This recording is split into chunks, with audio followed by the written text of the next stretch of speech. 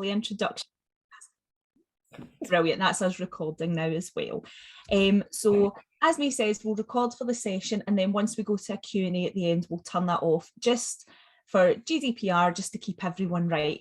And we can, have a nice wee chat with any questions. Sorry, my own face just appeared on my screen there really big and I got a bit of a fright. So let me just start sharing my screen, and we will start a quick PowerPoint.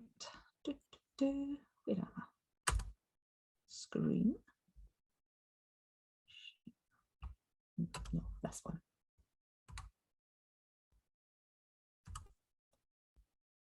And view. There we go. Perfect.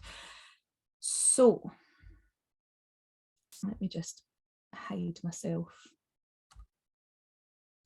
just now. There we go.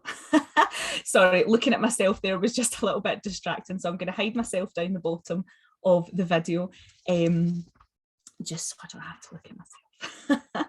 So this is today's topic, supporting young people who have experienced trauma. And we're going to talk about an overview of trauma and how it affects brain functionality. Now, if you've been to one of my sessions before, you'll know that they can be quite meaty. I can go off on a lot of tangents. So this one, I've really tried to streamline what we're talking about, because I think there's, when we're talking about trauma, there's no wiggle room around that. Our children, if they have experienced trauma, that is a very serious thing for their lives, and that's very important. So I've tried to keep it very on point, less rambly than normal, and hopefully less tangents. So it may be a slightly shorter presentation than normal, but I thought there'd probably be quite a lot of questions at the end here, quite a lot to process. So I wanted to give a good bit of time for that as well.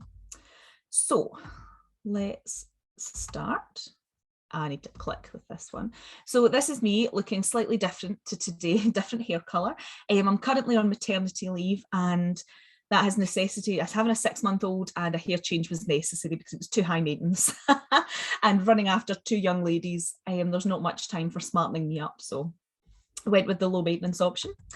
These are a few things that I do. So I've been teaching for 7 or 8 years now. I should maybe have worked that out precisely before we started. And I've worked with children with additional support needs for a lot longer than that. Before I did my teacher training, I ran play schemes, after school clubs, different experiences. I did lunch cover in schools for teachers. I used to work in the Royal Blind School through in Edinburgh, and I used to go in and do music as lunch cover for teachers, which was incredible.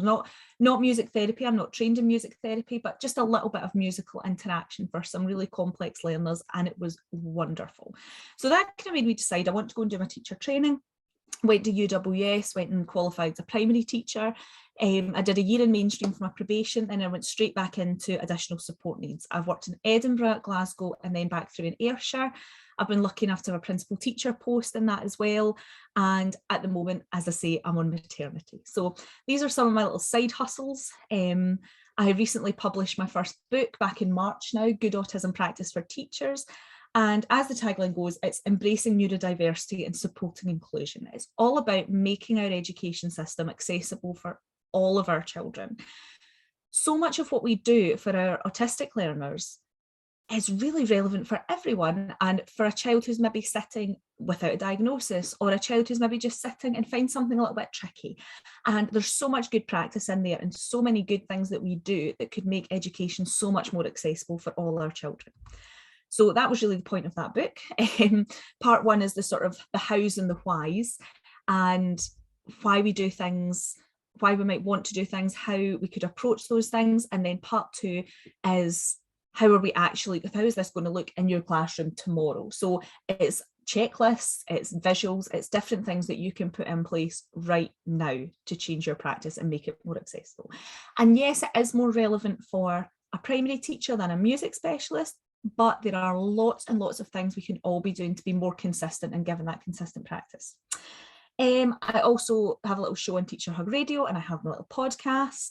And as May says, in in between all of that, I pretend to be competent at some instruments. I play flute, I play piano, and I pretend to play saxophone, although I don't know what a lot of the buttons do. So if anyone can enlighten me on some of those lower down buttons, that would be great. I love music and I love the creative side of things, and I love the effect my music teachers had on me and had on my life. And I love being here with MEPG, and again, thank you to Creative Scotland for funding these sessions, because they are just so important. We have such great discussions.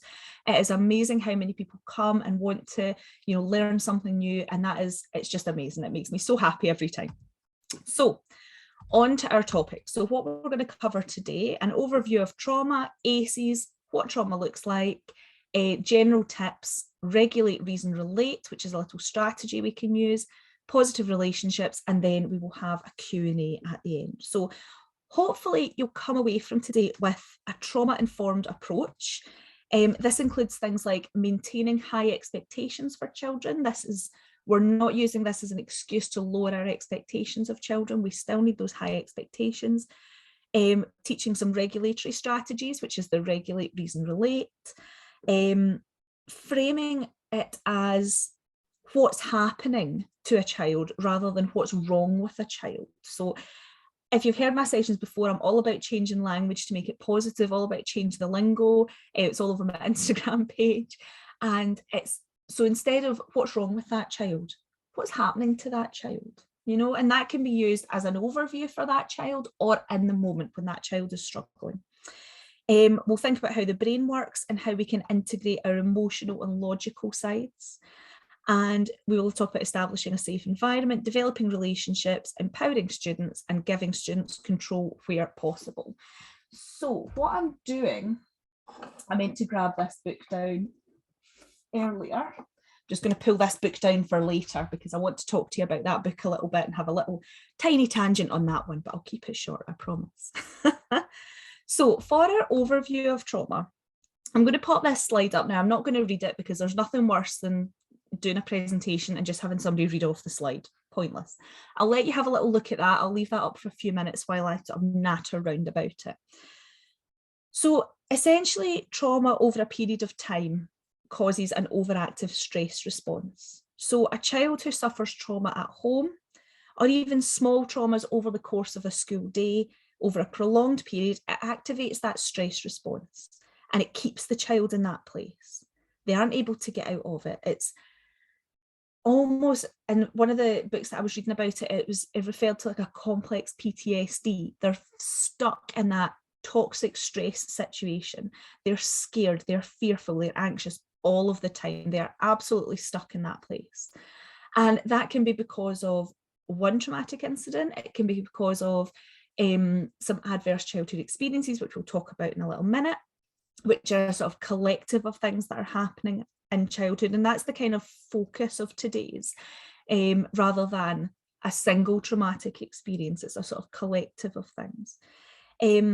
Again, it's not something that's wrong with the child, it's something that's happened to them or something that's happening to them.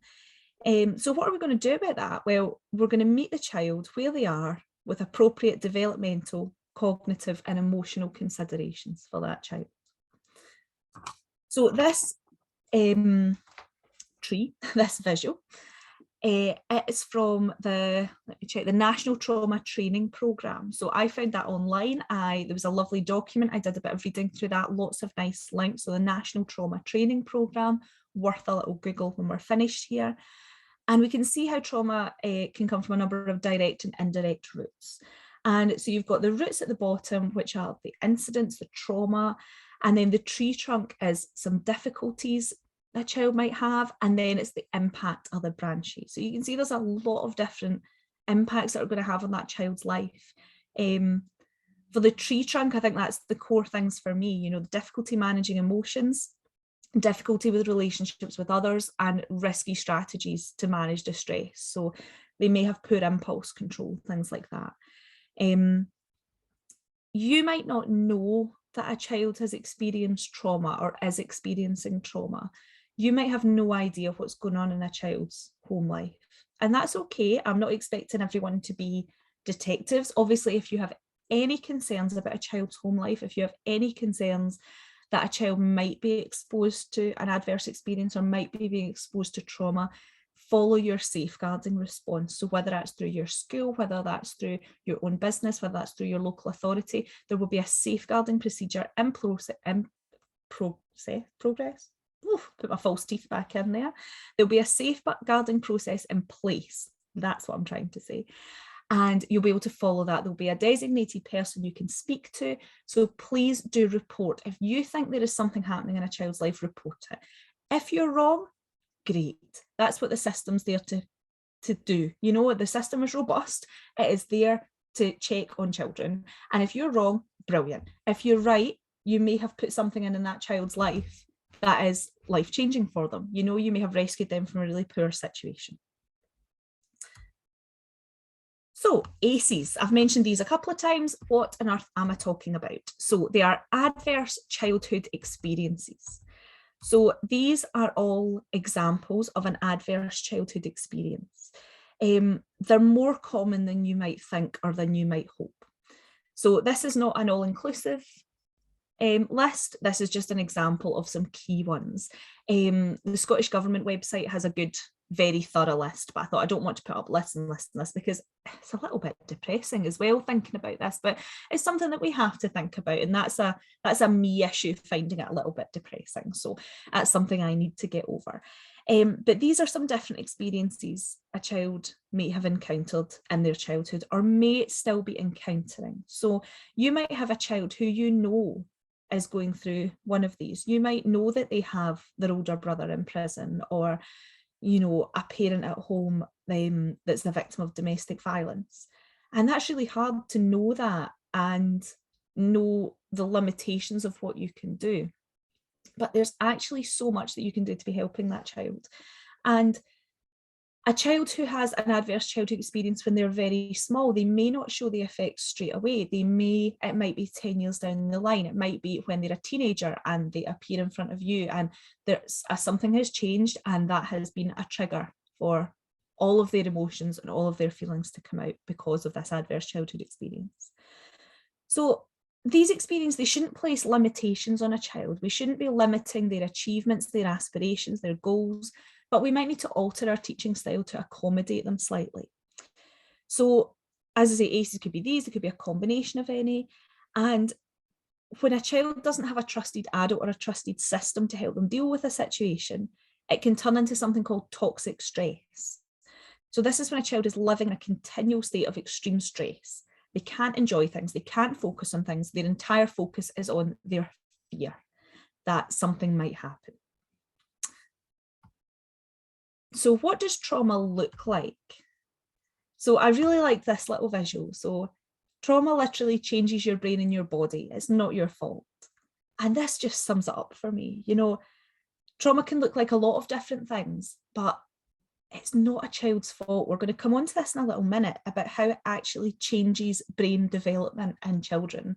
And an adverse child experience can change the way the brain develops in a child, which it's crazy. You know, you think something that happens can actually change the brain structure. How can we possibly help with that? But actually there are loads of ways, because there is a clear change in that structure. There's also then things we can do to help repair those neural connections and repair that damage that's been done. So trauma, it might look like big behaviours. Think of your stress response, your fight, flight or freeze. A child might argue, shout, scream, they might run away, they might freeze and not be able to do anything, they might not be able to access their speech, they might not be able to do anything at all. There's a whole spectrum of responses. The really important thing is how you respond to it. So like my favourite saying, a dysregulated adult cannot help a dysregulated child. They cannot regulate a dysregulated child. So if you're dysregulated, you're not helping in that situation. And that's much easier said than done. I say this with years of practice. It's the swan metaphor. You're lovely, calm and graceful on the surface and you're paddling away underneath. You know, sometimes you have to put a mask on and you have to pretend that you're feeling calm because you're not feeling calm, and that's okay as well. Trauma might look like a really distracted child. You might end up with a child who's playing that traumatic moment over and over and over in their head, and they can't focus on anything else. A child might act younger than their age. They might have trouble focusing. They might feel depressed, very anxious. They might find it quite hard to show affection. They might not have learned the appropriate ways to show affection to someone. If there's something going on at home or something went on at home and, you know, affected their attachment as a young child, they might struggle to show affection. Now, attachment is something we're not going to talk about today. We're going to talk about that in a later training, but they're all very linked. Attachment and trauma is very closely intertwined. So that's why I wanted to start today with a good solid grounding, and then we can build on that when we're talking about attachment. The child might have an increased anger level. They might have trouble sleeping, which I don't know about you, will also make me very angry. They might lose interest in activities they enjoyed, and that can be a real clue that there's something going on. If you have a child who's really enjoyed something and then suddenly just switches off, that can be a clue that there's something happening or they're processing something. A child might seem numb, detached, non-responsive. There might be changes in appetite, irritability, or school refusal. Now, I absolutely hate that phrase, school refusal, but I can't find a better one. It's not a deliberate choice. It's more I'm chock-a-block full of anxiety and I can't get my foot over that doorstep. I'm sure we've all been in that position before, that you are just so scared of something, you just can't do it. You can't move. You can't physically do it. You know, whether it's a fear of being on an airplane, if it's a fear of spiders, you know, when a spider runs across the room and you freeze, you know, there's always been moments that we go into that freeze response. But for a child, that could be happening 10, 20, 30 times a day. How tiring is that on their little bodies, you know? If they're constantly in that, oh my goodness, you know, I can't move, I'm too scared, you know? And that's, especially if we're labeling that school refusal. Imagine, you know, going back to the spider analogy, a spider runs across the floor, you're absolutely terrified, you freeze. You know, told, you're refusing to go near that spider, go on and do it, stop being silly. I don't know about you, but that would not help my reaction, you know. And it's the same with not being able to get into school. If berating someone or making them feel small is a strategy that's being used, that needs to stop immediately, because it's not a positive encouragement. And if anything, it's just building up that barrier further. I've written, refusal makes it seem like a choice, and it's not a choice. And that's so true. You know, the word refusal makes it seem like a child's just making that decision. They've made that conscious decision, and it's not that at all. We've got to remember as well, brain development for decision making, emotional literacy, impulsivity, it's not finalized. The brain does not develop fully until about your mid-20s. So we think that's a lot of time that we are expecting an adult response in a child whose brain is physically not developed to that level. And especially if we have trauma and that's affected brain development, then how can we expect the same responses that we are able to give as adults, as, you know, neurotypical functioning adults, and or neurodivergent functioning adults, you know, whatever your background is. But as adults, we need to be given a little bit of grace to the fact that this child doesn't have a fully formed brain to deal with this situation, you know. And when I put it like that, it sounds so silly, but it's true. So remember as well that although ACEs are the most common cause of trauma, we've also got to consider micro traumas that happen. So here I'm talking about, I'm going back to my neurodivergent students. So I'm thinking about autistic pupils, pupils with ADHD, pupils with a diagnosis or a learning difficulty of some sort. Small things. So inaccessible education, lack of access to sensory supports, lack of understanding and lack of appropriate communication. You know, it's these little micro things that are happening every single day, every single lesson. You know, there's just little things that are happening, and those build up. You know, if you've heard me speak before, I talk about the window of tolerance, you know, and for someone with trauma, that window has shrunk, and it's a very small window of tolerance, of calm and of anxiety free. And it's not going to take much to get out of that window. And if you are autistic and you are in a classroom that is not meeting your needs, every little thing that is not meeting your needs is pushing you out of that window. And that is happening every lesson, every day. And those little traumas, they all build up as well. And they leave you in that state of anxiety, of fear, of freezing. You know, that can be really difficult for a child too, especially if we think of our neurodivergent children and think how often we have one of these children that their previous placement has broken down. So we might not be their first destination for school. We might be the second, third. I worked with a girl who I was teaching at 14 and we were her fourth school because her previous placements had all broken down, and she carried a lot of trauma from those placements, and she had a lot of trust issues, which actually, I say trust issues and they weren't her issues, you know, it wasn't an issue, it was a failure. She had trust failures because people had failed to get that positive relationship and to make things work for her and to fight for her and to advocate for her. So that's really difficult for a lot of our children. If they've had a school placement breakdown, that is a traumatic experience for them. And that's an example of a single traumatic experience as well, rather than your adverse childhood experiences that may have been collective. So as I say, trauma changes the brain. It changes how the brain develops in childhood. So studies have shown that there's up to 9 different brain structures are changed if a child's exposed to trauma. So these key areas are responsible for things like emotional regulation, self-awareness, and impulsivity. So if you're interested, the Very Well Mind website has an excellent article, which I'm going to quote a little bit from just now.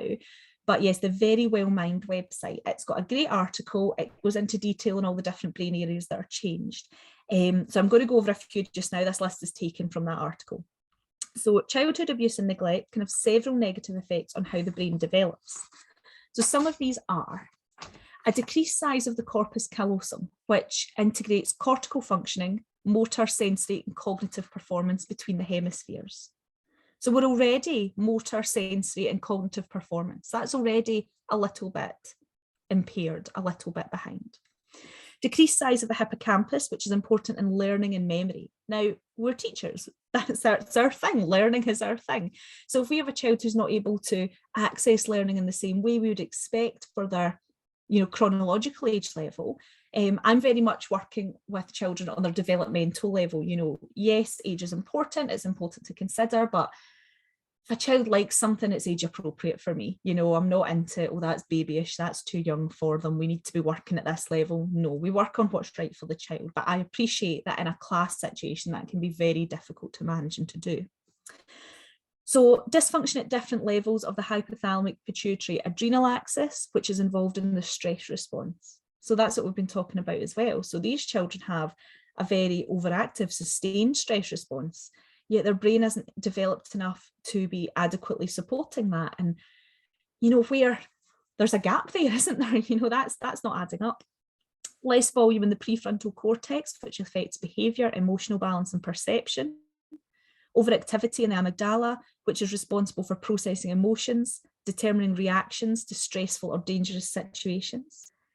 So we think this child might not be able to maintain an appropriate reaction and decide what is stressful and what is dangerous. They might be seeing everything as a trigger, everything as a danger. The stress and the hormones, the chemicals that must be flowing through these wee bodies on a day-to-day basis is just, it's overwhelming when we think about it, and yet we're expecting somebody to turn up to school and to be able to go to class and do this, do that, and they are literally consumed by the reaction to this trauma. And also the last one is a reduced volume in the cerebellum, which can affect motor skills and coordination.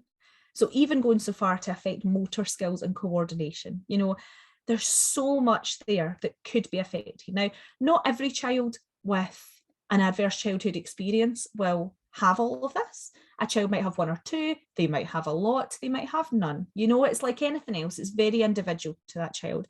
And obviously we're not going to be able to pop them in a wee brain scan and see exactly what's going on in their brain. But it's just important to be aware that this child might not be doing this. This isn't a choice they're making. They're not here to wind us up. They're not here to be engaged in that behaviour purposefully. They might be really struggling. And, some things there with the learning and the motor skills, the coordination, if you think of, if you have a typical class clown character coming in, they could just be wildly compensating for the fact that they can't do a task and they're so scared, and literally the only way they can think to get out of this is a bit of humour.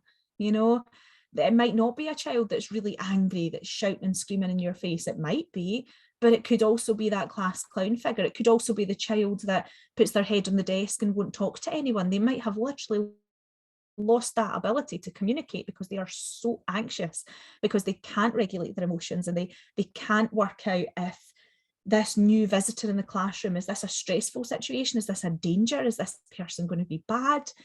And it might be a new classroom assistant that's walked in, but they might not be able to process that in a way that is appropriate and within limitations. It might be a new person who's really triggering for that child. And I hate using that word as well. I hate triggering because I feel like it's so overused nowadays. There's a lot of, oh, I've been triggered, oh, I'm triggered by this, but it really is a good word to describe how our children might be feeling in this situation.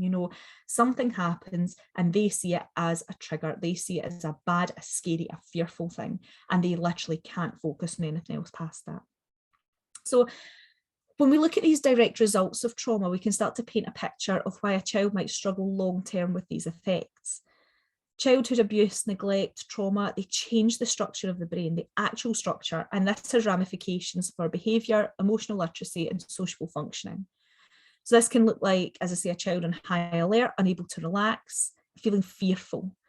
A child might find social situations challenging, have specific learning difficulties, and a predisposition to mental health conditions, a decreased ability to process positive feedback. So think about that one, a decreased ability to process positive feedback.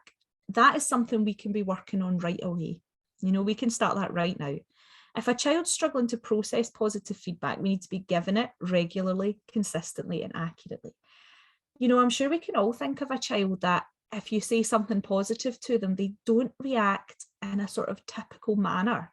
Now, this could be for a lot of reasons. I'm not saying that every child who goes, oh, shut up, miss, if you say something nice to them is a traumatized child. I'm not saying that, but some children might just never have had to process that kind of praise before. They've never been taught an appropriate way. They've not been brought up in an environment that gives them the opportunity to practice that positive praise. So what we need to do is we need to give specific praise, given details, why we're pleased, why we're proud, and do it frequently. And over time, that child will become accustomed to hearing positive feedback about themselves. And eventually they might start believing it. Because that's a really key thing here. You've got a child who's got all these difficulties. Where's their self-esteem? It's absolutely in the gutter. And that is a small step that we can take to be helping that child with their self-esteem and raise their self-awareness and get them thinking a little bit positively about themselves. Children who experience adverse childhood experiences and trauma are much more likely to have problems into adulthood. Now, this is another thing that if you're interested, there's loads of information. If you give it a Google, there's different physical health manifestations, mental health problems, and relationship impacts. And we can relate that all back to those changes in brain structure. So we'll look at a couple of generalized tips now. So a safe space, this is really important. If you're working with a child who is currently experiencing an adverse childhood experience, you need to make sure you're a safe place for that child. School is a safe place for that child. And if you're working with someone who has experienced it in the past, it's still equally important to have that safe, secure, consistent place for them. It needs to be an environment that they feel they can relax a little bit in. And that's not going to happen overnight. That's going to take a long time for that child to feel like they can let their guard down, because nothing bad is going to happen in their space. Time in. So rather than time out, we're talking about time in. Now, if anyone has a toddler, you might be familiar with this already. I'm very familiar with this, having a 3-year-old. And so instead of giving a child a time out and excluding them, you get a time in with them. You get down to their level and you just give them a little bit of one-on-one. It's that connection seeking that I've talked about before as well. If a child is seeking attention, then we need to give them that attention. We don't just label them attention seeking and send them off on their way. We take a minute and we give them that bit of attention. We give them that connection. So try even scheduling a time to sit down with that child, give them your full attention and really relate to them. Work on that positive, trusting relationship. Listen. So listen to a child's challenges. If they're able to tell you what's happening and what's going on in their wee bodies, we need to listen. We need to listen to what they're struggling with, what makes them freeze, what makes them want to run. Instead of placing unrealistic expectations, we can scaffold some achievable goals for them and help them reach it and be there with them and support them. But to do that, we need to listen to how they are feeling, how they're coming across. And some children won't be ready to talk just yet. And that's okay, because what you do at that point is you build that relationship, which we'll come to in a slide or two. We'll build that positive relationship and know that one day when they're ready, you will be there to listen to them. Okay. So to do that, we'll talk about that in a further slide. I'll not get ahead of myself here with my positive relationship spiel, but that's really important. You can be that person that the child comes to when they need it, but we need to put the groundwork in. So recognizing the signs of trauma and the paths to recovery, being responsive, not responsible, that's a very different thing, being responsive to that traumatic stress and building in appropriate interventions and supports, being aware of that biological context for trauma, so the things we were talking about, and continuing with strategies for building attachment, which again, we will come back to in future. Debrief. I've talked about debriefs briefly before. They are really important because they engage both sides of the brain and they help with improving those neural connections that might not be there for a child who's traumatized. And so essentially, your emotional in the moment response, which is what happens in an instant, in a situation, that's your emotional response to it. And in a debrief, when you're talking about that, you're linking logical strategies to that emotional response. So one side of your brain is emotional, one side is logical, keeping it very simple here. And you are making those links between those sides. You're talking about what happened. You felt angry, this happened. How can we help you when you're feeling angry? Oh, we could do this. We could take 3 deep breaths and take a walk. That helped really well. So we're adding in that logical side, those logical strategies. And then the next time that child is in that anger situation, they might be able to access those logical strategies. And if you use that alongside some co-regulation, which again, we'll talk about in a little minute, if you're using that alongside your co-regulation and you're demonstrating those 3 deep breaths and a break, for example, you're demonstrating that strategy, then that child is going to become very familiar with, when I feel this feeling, this is what I do to feel better. And they're going to link it. And that's only going to come with practice. But the debrief afterwards just helps pop that logical side in as well. And just a wee side, a debrief is not to be used to beat a child over the head with. If there was an incident, if something happened, if a child was shouting and screaming in someone's face, a debrief is not the time to say that was not appropriate behaviour. You know, we are holding the children to high behavioural standards, but we're not, it's not a chance for a telling off. If you still feel like you need to tell that child off, it is not the right time for a debrief. So there's, really quickly, there's 2 different kinds of debrief. You've got a hot one and a cold one. A hot one would happen after the incident, where you, the staff member that's affected, would release your emotions and release what happened to someone else, usually a member of management, hopefully, if they have your back and are supportive. So you would be speaking to them and getting all those emotions out in a non-judgmental, safe environment. A cold debrief would be with you and the child, when everyone is feeling less emotional, we're feeling neutral. And that goes for you and the child. If the child's not in a place to talk, then we need to leave it another, day even, and give them a little chance to cool down and to feel a bit more comfortable with it. Because what we don't want is the debrief to become a rerun of the incident where there's more shouting. Mindfulness. Now, some of you might have seen some mindfulness techniques for trauma and to deal with ACEs. And I think the key thing here is that they should really be done by a qualified person. So I am not qualified in teaching mindfulness for children who've experienced trauma, but there are some approaches that work very well. So they're developing a sense of awareness of the feelings and thoughts in order to understand and regulate them. So mindfulness is a deep process, and it might benefit a child by improving their resilience to a situation. And if done correctly, it can improve the neural connections and enhance the brain functionality. But when we're thinking about the awareness of feeling and thoughts, that's kind of what we're doing anyway. We're trying to tap into those feelings. We're trying to label those emotions. We're trying to work on our emotional literacy. So whereas we're maybe not following a strict mindfulness route, we're still doing an awful lot of the things that it encompasses.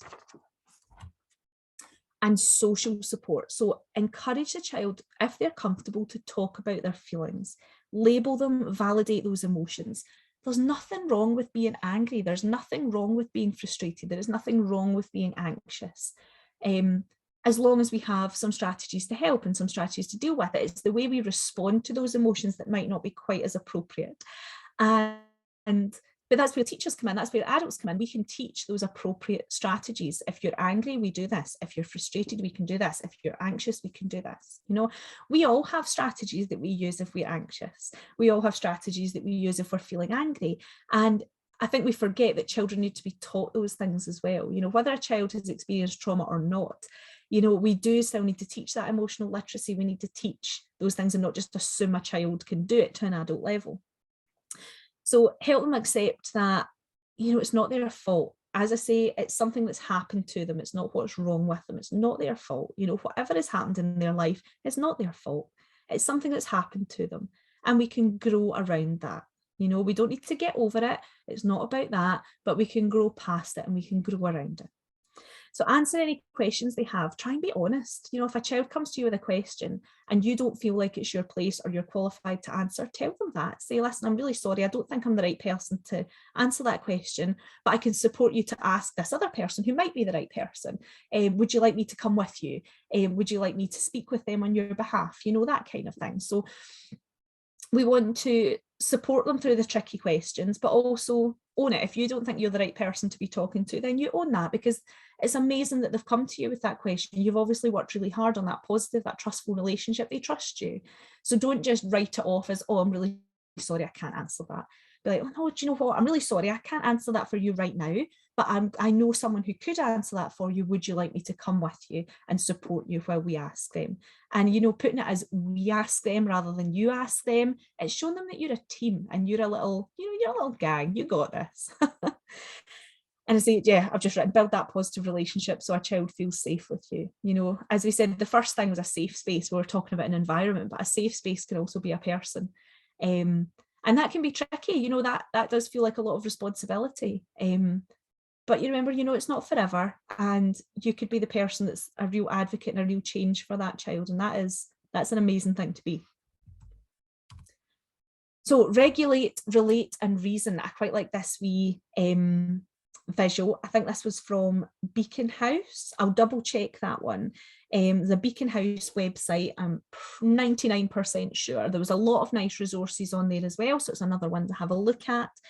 So a child has internal and external input that they must regulate. So if there's a lot of input happening, going straight to reasoning is not going to work. If a child's not able to regulate and relate to others, you're not going to be able to have a reasonable conversation. So they must have that positive relationship with someone. You can see at no point in this triangle is that child on their own. No one's on their own, you know. That's what this is all about. It's building those bonds, building those relationships. And you can see in the bottom one, in the regulate, there's a co-regulation experience happening there. So the adult is helping the child to feel better. It looks like they're giving them a bit of deep pressure, to be honest, which is a fabulous way to regulate. And they're getting a wee bit of pressure on their shoulders, which is lovely. But if nothing else, they're down on their level, they're talking with them, they're helping them through that tricky moment. And only with co-regulation comes self-regulation. So a child's not going to be able to self-regulate on their own unless we have demonstrated co-regulation 100 times for them. So we need to model that behaviour. We need to demonstrate that behaviour. And the learning that goes into self-regulation is done by watching, copying, and testing. The child in front of you literally needs you to show them what you're doing. Regulate, so you're helping the child through that immediate fight, flight, or freeze response. Relate is relate and connect. Use that positive and trusting relationship to get a connection with them. So you're past the peak of the incident, and you can see here the young person's getting a hug, you know, and that might not be appropriate for some of you. That is absolutely fine. I am very much of the opinion, I've been very lucky in the schools that I've been in, that if a child needs a hug, they're getting a hug. It's very much on their terms, though. I would not place my hands on a child who was not in agreement with that. You know, you check first and you make sure that child's happy with that physical contact. But especially for younger children, sometimes after it all happens, they just need to be held. And that's okay, you know. So we've got the co-regulation, we've related, we've formed that wee connection, we've got that wee bond with them, they're with someone safe, they're with someone they trust, you're allowed to calm down. It's almost about giving them that permission. You're allowed to feel calm just now. This is okay. You are safe. You are secure with me. And then reason. So that's when you're engaging, that's almost your debrief. So that's engaging the logical part of the brain and use it to discuss when appropriate. So reasoning doesn't need to be done at the exact same time. It can be done at the same time, or it can be done a little bit later. So that's when you're talking about what happened. That's when you're saying, so this incident happened. You were feeling very anxious. This happened. We regulated together. We had a little moment where we connected and related to each other. And now we're going to talk about it. How did you feel? You know, and really discuss those feelings, discuss if there's anything you can be doing to help the child feel differently in future. Was there a particular trigger point? Did something happen? Did they have a specific memory? You know, without being intrusive, we can discuss what the child is happy to share. And then finally, we'll talk about some positive relationships. So really, these 4 things are the key to a positive relationship: trust, empowerment, choice, and safety. You know, a child cannot learn if they don't feel safe and cared for.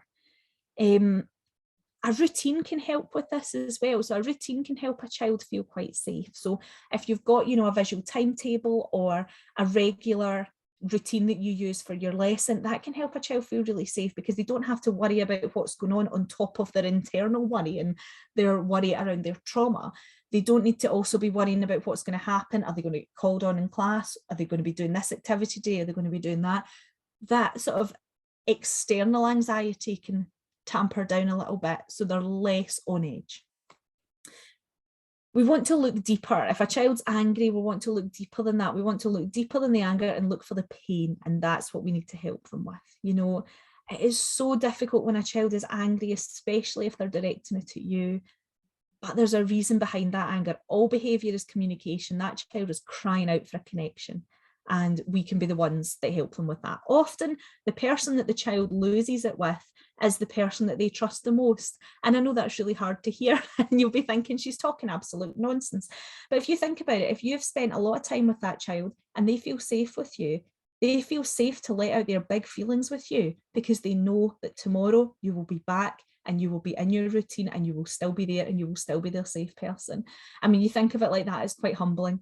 And, you know, sometimes in the moment it's very hard to think of things like that when you're in a situation, but it's really important to hold on to that and know that the reason a child is shouting at you in this situation is because you're their safe person. You have done the work and they know that you will be there for them and you can help them with these big feelings that they've been trying to hold in by themselves.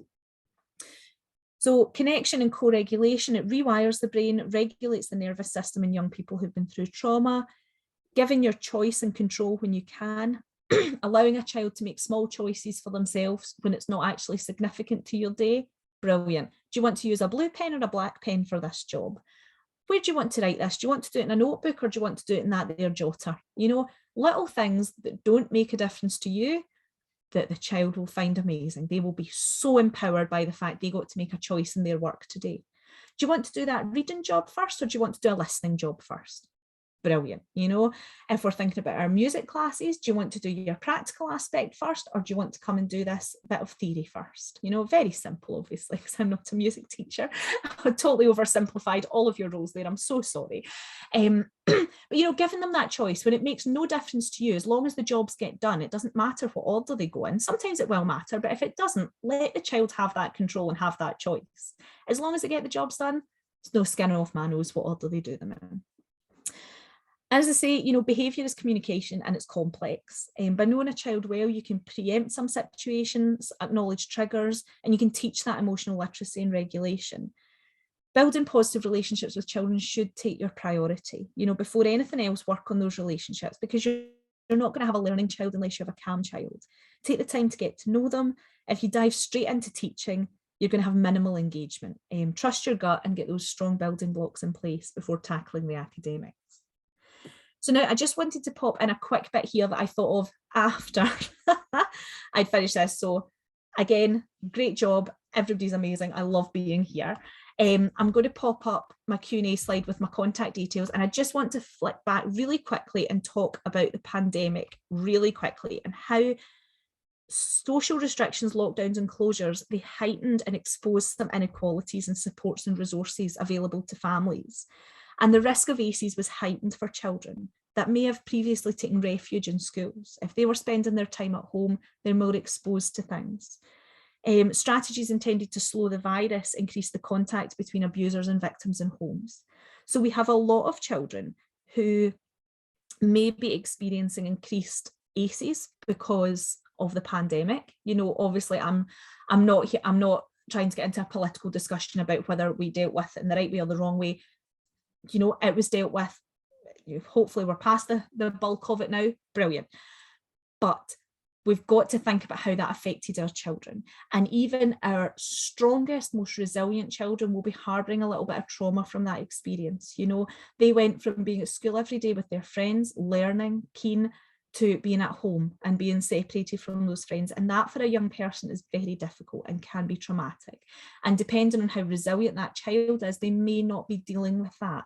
You know, so I think we have to look at all of our children through a trauma-informed lens, because we have all been through a traumatic experience over the past few years. You know, all of our worlds changed, and that's something we really need to just give a bit of consideration to when we're looking at our children. So it's worthwhile considering the trauma experienced by all children and all adults through the pandemic, and with particular consideration for children who would have increased ACEs with that.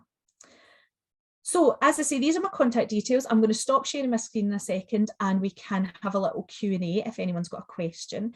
You're welcome to pop your microphone and say it, or if you want to type it in the chat box, or if you would rather get in touch with me later, that is absolutely fine too. My email address is there, all my social media is there, the QR code will take you to my website. And yeah, I'm quite happy to take questions at a later date as well. If you want to get in touch with me, obviously has my contact details as well. Please do give me a shout, I don't bite. I love chatting to people about things. I'm going to stop sharing my screen. I've got a couple of books I want to show you, a couple of recommendations for a bit of extra reading and things as well. So let's stop screen sharing. Oh, and then my face appears again, fabulous. Reading that I thought would be quite useful, and then we'll stop recording and we will jump into a Q&A. So this is the book I pulled down earlier. It's called The Whole Brain Child. And if you're looking for a little bit of information about brain functionality, things like that, this book is amazing. It is where I get all my good info and debriefs, pinched it all from here. And it's just a really, really interesting book. So it's by Dr. Segal and Dr. Payne Bryson, and they write in a very accessible manner. It's a very easy to read book, and I would definitely recommend that one for a little bit of thinking about children's brain function. Another one that I recommend is If You Can't Reach Them, You Can't Teach Them by Kevin Hewitson. So this is, again, it's a lovely book. It's all about building those positive relationships. Kevin is wonderful. The way he writes is just so easy to follow. I'll show you a wee example here. So this is just one of the examples of the pages, and there's so much space for self-reflection, for really getting down and scribbling. It's a book to scribble on. It's a bit like mine.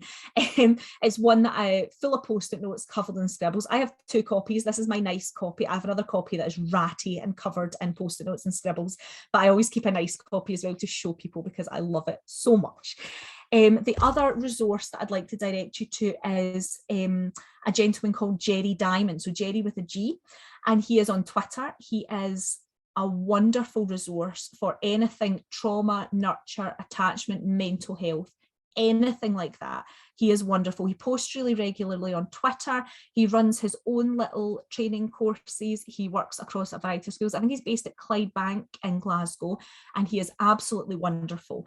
I have learned so much from just following him on Twitter and some links that he posts. So he's definitely one to have a little look out for as well if you're on Twitter. Definitely one to see. So that's Jerry Diamond. So I'm just going to have a little look. I saw there was a wee something in the chat box. Oh, brilliant. Brilliant. So email if any questions. Yes, perfect. So please do, as I say, email if you have any questions at all, and we can have a wee chat. So I'm wondering if May is available.